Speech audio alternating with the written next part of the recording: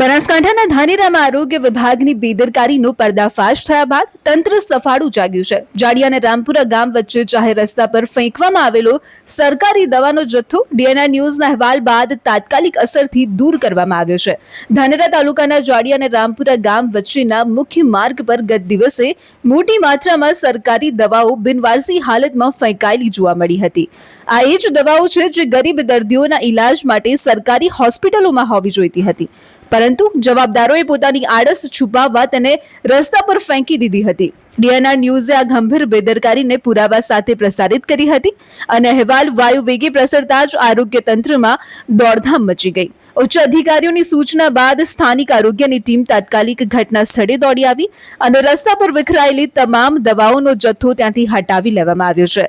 જોકે સવાલ એ પણ ઊભો થાય છે કે આટલી મોટી માત્રામાં દવાઓ ત્યાં કોણે ફેંકી? હાલમાં તો તંત્રએ સફાઈ કરીને પોતાની આબરૂ બચાવવાનો પ્રયાસ કર્યો છે, પરંતુ સ્થાનિક લોકો હવે આ મામલે જવાબદારો સામે કડક તપાસની માંગ કરી રહ્યા છે। ડીએનઆર ન્યૂઝ હંમેશા જનતાના પ્રશ્નોને વાચા આપતું રહ્યું છે અને આ કિસ્સામાં પણ તંત્રને દોડતું કરીને અમે અમારી સામાજિક જવાબદારી નિભાવી છે। આ મામલે આગળ શું કાર્યવાહી થાય છે તે જોવાનું રહ્યું। સુરેશ ગલચર, ડીએનઆર ન્યૂઝ, બનાસકાંઠા।